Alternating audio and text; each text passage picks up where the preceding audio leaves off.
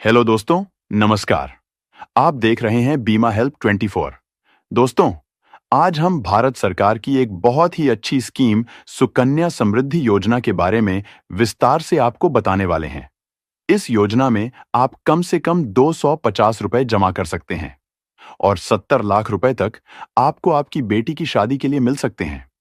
सुकन्या समृद्धि योजना से रिलेटेड किसी भी प्रकार के प्रश्न अगर आपके मन में है, उन सभी का जवाब आपको इस वीडियो में मिलने वाला है। चलिए, सबसे पहले हम जानते हैं कि सुकन्या समृद्धि योजना क्या है और यह सरकार द्वारा क्यों लाई गई है। दोस्तों, सरकार द्वारा इस योजना को जनवरी 2015 में सरकार द्वारा बेटी बचाओ, बेटी पढ़ाओ अभियान के तहत शुरू किया गया था, जिससे जो गरीब घर की बेटियां हैं वह पढ़ाई कर सकें और जब उनकी शादी हो तो उस टाइम जो बेटी के पिता है वह अपनी छोटी छोटी बचत को इस स्कीम में जमा करके और एक गारंटीड इंटरेस्ट के साथ एक अच्छा पैसा पा सकें, जिससे वह अच्छे से बेटी की शादी कर सकें और उन्हें कोई दिक्कत ना हो। चलिए, अब जानते हैं इस स्कीम में निवेश करने के लिए कौन कौन पात्र हैं और क्या क्या डॉक्यूमेंट लगेंगे, स्टेप बाय स्टेप। इस स्कीम को हम आगे भी डिटेल में आपको समझाएंगे और देखेंगे कि आप इस स्कीम में कितना जमा करेंगे तो कितना मिलेगा, कब तक जमा करेंगे तो कितना मिलेगा, यदि अभिभावक की मृत्यु हो जाती है उस स्थिति में क्या होगा, यदि बेटी की मृत्यु हो जाती है तो उस स्थिति में क्या होगा। ये सारी जानकारी हम आपको इस वीडियो में डिटेल से बताने वाले हैं। चलिए, पहले जान लेते हैं इस स्कीम की पात्रता, यानी कि किस किस का इस स्कीम में खाता खुल सकता है और इस स्कीम का लाभार्थी कौन हो सकता है। सबसे पहली बात, आप यहां पर यह समझ लीजिए कि जब कभी भी आप किसी भी बैंक में अपना खाता खुलवाते हैं, जैसे बचत खाता या चालू खाता खुलवाते हैं, तो उसकी एक पासबुक मिलती है। ठीक इसी प्रकार आपको सुकन्या समृद्धि योजना के लिए खाते को खुलवाना पड़ता है। इसमें भी आपको पासबुक मिलती है। यह खाता आप किसी भी बैंक में या पोस्ट ऑफिस में जाकर खुलवा सकते हैं। सुकन्या समृद्धि योजना में खाता खुलवाने के लिए आपकी बेटी की उम्र 10 वर्ष से कम होनी चाहिए। यह खाता केवल बेटियों के नाम से ही खोला जाता है, बेटों के नाम से नहीं। यही इसकी पात्रता है। इस योजना में किसी भी धर्म, किसी भी जाति के व्यक्ति अपनी बेटी, जिसकी उम्र कम से कम एक दिन और ज्यादा से ज्यादा 10 वर्ष है, वह यह खाता खुलवा सकते हैं, लेकिन वह भारत के नागरिक होने चाहिए। इस योजना में परिवार की केवल 2 बेटियों का ही खाता खोला जा सकता है। अगर किसी की 4 बेटियां हैं तो वह किन्हीं 2 बेटियों का खाता उनके नाम से खुलवा सकते हैं। एक परिवार में केवल 2 बेटियों से अधिक का खाता नहीं खुलवा सकते। कुछ कुछ कंडीशन में आप 3 बेटियों के लिए खाता खुलवा सकते हैं। जैसे पहले एक बेटी का जन्म हो गया, फिर अगली बार 2 जुड़वा बेटी पैदा हुई, तो केवल ऐसी ही परिस्थिति में 3 बेटियों का खाता खुलवाया जा सकता है। जब कभी भी आप सुकन्या समृद्धि योजना में खाता खुलवाने के लिए बैंक या पोस्ट ऑफिस में जाते हैं, तो वहां पर आपको आपकी बेटी का आधार कार्ड की फोटोकॉपी जमा करनी पड़ती है। अगर आपकी बेटी का आधार कार्ड अभी नहीं बना है तो आप अपनी बेटी का जन्म प्रमाण पत्र की फोटोकॉपी भी जमा कर सकते हैं। इसके साथ साथ बेटी के पिता का आधार कार्ड या जो भी संरक्षक हैं, जैसे दादा दादी, उनके आधार कार्ड की फोटोकॉपी भी जमा कर सकते हैं। सुकन्या समृद्धि योजना का खाता बेटी के नाम से खोला जाता है। जब पासबुक मिलती है उस पर बेटी का नाम, बेटी के पिता का नाम या संरक्षक का नाम, बेटी की उम्र आदि डिटेल लिखी रहती है। चलिए, अब जान लेते हैं कि सुकन्या समृद्धि योजना का खाता तो खुल गया। अब हम इसमें कितना पैसा जमा कर सकते हैं, तो इसमें आप 250 रुपए से लेकर 1,50,000 रुपए तक एक साल में जमा कर सकते हैं। मतलब जब से आपने ये सुकन्या समृद्धि योजना का खाता खुलवाया है उसके एक साल के अंदर, मतलब 365 दिन के अंदर अंदर इस अकाउंट में आपको कम से कम 250 रुपए जमा करने हैं। अधिक से अधिक 1.5 लाख रुपए जमा कर सकते हैं। अब आपका सवाल होगा, कितने साल तक हमें जमा करना है? तो इसका आंसर है 14 वर्ष तक आपको पैसा जमा करना है। इसके बाद आपको कोई भी पैसा नहीं जमा करना है। फिर जब सुकन्या समृद्धि योजना खाते को 21 वर्ष पूरे हो जाते हैं, तब उसकी मैच्योरिटी हो जाती है, मतलब खाता परिपक्व हो जाता है। आप उससे पैसा ब्याज सहित निकाल सकते हैं। अब आपका सवाल होगा, क्या हमें इसमें पैसे हर महीने या हर 3 महीने में या 6 महीने में या साल में जमा करने होंगे? तो दोस्तों, हम आपको बता दें, सुकन्या समृद्धि योजना का जो खाता है वह सेम टू सेम बचत खाते की ही तरह है, केवल इसमें ब्याज ज्यादा मिलता है और इन्वेस्टमेंट की लिमिट है। इसमें किसी प्रकार की कोई बाउंडेशन नहीं है कि आपको हर महीने या हर तिमाही में या हर 6 महीने में आपको पैसा जमा करना है। आपके पास जब भी पैसा हो तब आप इसमें 5,000 रुपए, 10,000 रुपए या 1.5 लाख या जो भी आपकी बचत होती है वह 1 साल के अंदर जमा कर सकते हैं। लेकिन कम से कम आपको 250 रुपए जमा करने ही हैं, जिससे आपका यह अकाउंट चालू रहे। अगर आप यह 250 रुपए हर साल जमा नहीं करते तो आपका खाता बंद हो जाएगा। फिर इसके बाद आप 50 रुपए प्रतिवर्ष की पेनल्टी देकर फिर से खाते को चालू करवा सकते हैं। अब प्रश्न यह उठता है कि इस स्कीम में 1.5 लाख रुपए की इन्वेस्टमेंट लिमिट क्यों रखी गई है? तो सरकार ने ऐसा इसीलिए किया है कि इसमें जो अमीर लोग हैं जिनके पास करोड़ों रुपए हैं वह इसमें ज्यादा निवेश न कर सकें। जैसे कि आप सभी लोग जानते हैं कि जब कभी भी हम किसी बचत खाते में पैसा जमा करते हैं तो उसमें मिनिमम 2% से लेकर 3% तक का इंटरेस्ट रेट मिलता है। लेकिन इस सुकन्या समृद्धि योजना में 8.2% वार्षिक दर से इंटरेस्ट मिल रहा है, वह भी गारंटीड, जिसमें किसी प्रकार का म्यूचुअल फंड की तरह कोई भी रिस्क नहीं है। तो हर कोई अमीर व्यक्ति चाहेगा कि इस सुकन्या समृद्धि योजना में 1.5 लाख रुपए इन्वेस्ट ना करके शेयर मार्केट की तरह 10 लाख या 50 लाख रुपए इन्वेस्ट किया जाए। हालांकि इस स्कीम में अमीर व्यक्ति भी इन्वेस्ट कर सकते हैं, लेकिन वह केवल 1.5 लाख रुपए तक ही इन्वेस्ट कर सकते हैं।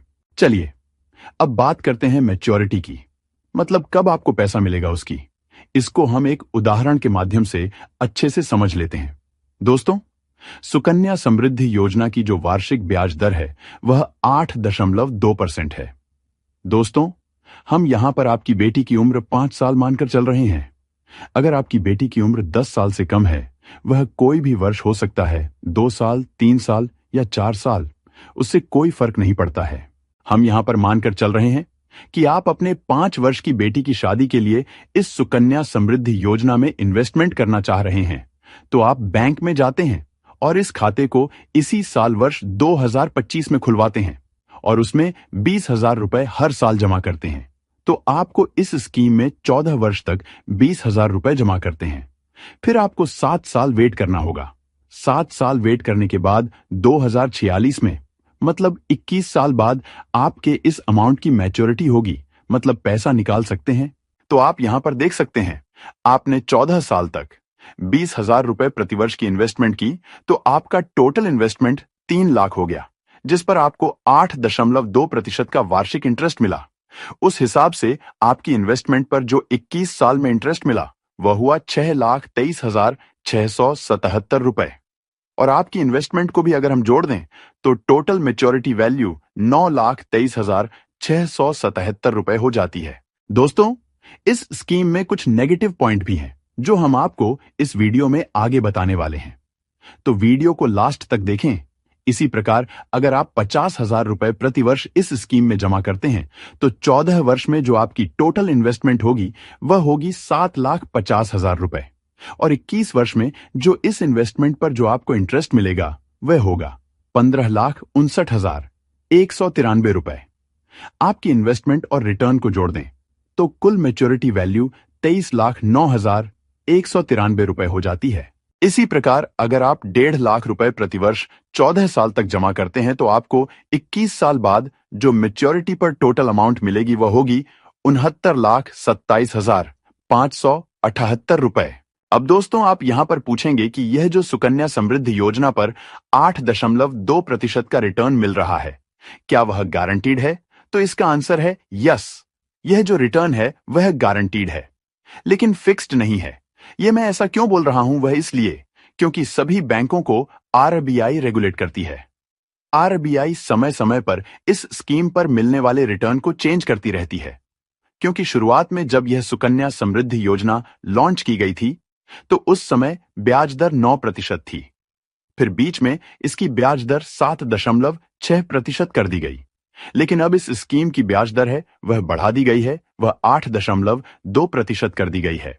बहुत से लोग हमें कमेंट करते हैं और पूछते हैं कि अगर सुकन्या समृद्धि योजना में किसी बच्ची के पिता ने खाता खुलवा लिया और वह 1, 2 साल या 5 साल तक पैसा जमा करते रहे और इसी बीच बच्ची के पिता की मृत्यु हो जाती है, तब क्या होगा? तो पिता की इन्वेस्टमेंट के बीच में मृत्यु होने पर इस स्कीम में किसी प्रकार का इंश्योरेंस नहीं है। यह एक नेगेटिव पॉइंट यहां पर हम मानकर चल रहे हैं। पिता ने जितना भी इन्वेस्टमेंट किया है, 1,000, 2,000 या लाख, 2 लाख, वह अमाउंट। बेटी कभी भी पिता का मृत्यु सर्टिफिकेट लगाकर पैसे निकाल सकती है, या जो नॉमिनी है वह निकाल सकते हैं। अगर कोई अभिभावक जैसे मां, दादा या दादी इस स्कीम को कंटिन्यू रखना चाहते हैं तो वह कम से कम 250 रुपए हर साल और अधिक से अधिक जो भी बचत है वह जमा कर सकती हैं या नहीं निकालते हैं तो वह अमाउंट इस खाते में पड़ा रहेगा।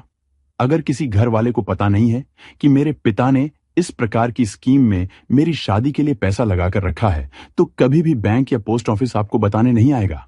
आपको खुद से ही पता करना होगा और पैसे को निकालना होगा। अब आप यहां पर पूछेंगे कि अगर अभिभावक जीवित हैं और बेटी की मृत्यु हो जाए तो क्या होगा? जो भी पिता अपनी बेटी की शादी के लिए या उसकी पढ़ाई के लिए पैसा जमा कर रहे थे, उस बेटी की किसी कारण मृत्यु हो जाती है तो ऐसी स्थिति में, क्योंकि बेटी के लिए पैसे को जमा किया जा रहा था, तो नियम यह कहता है कि बेटी की मृत्यु होने के बाद पिता को मृत्यु प्रमाण पत्र लगाकर जो भी ब्याज सहित राशि बन रही है वह निकालकर खाते को बंद कराना होगा। अगर खाते को आगे भी जारी रखते हैं तो खाता अवैध माना जाएगा। इस योजना की एक और बहुत बड़ी कमी यह भी है जो मैंने देखी है कि अगर कोई अभिभावक अपनी बेटी की शादी के लिए पेट काटकर जी तोड़ मेहनत करके पैसे को जमा करता है और जब उस पिता की बेटी जवान हो जाती है और प्यार मोहब्बत में पड़ जाती है और उसे अगर पता चलता है कि मेरे नाम से पिताजी ने सुकन्या समृद्धि योजना में 5 या 10 लाख जमा कर दिए हैं, तो वह बेटी बिना अपने पिता की सहमति के सारे पैसे निकाल सकती है। यह योजना की सबसे बड़ी कमी हमें लगी। इसमें ऐसा होना चाहिए था जैसे जॉइंट अकाउंट में 2 लोगों के साइन होते हैं तब पैसे निकलते हैं। ठीक इसी प्रकार पिता और बेटी दोनों के साइन होने के बाद में ही पैसे को निकाला जाए, ऐसा होना चाहिए। दोस्तों, वीडियो थोड़ा लंबा था, उम्मीद है आपको समझ में आया होगा। अगर वीडियो आपको पसंद आए तो इसे लाइक करें, हमारे चैनल को सब्सक्राइब करें। वीडियो देखने के लिए आपका बहुत बहुत धन्यवाद।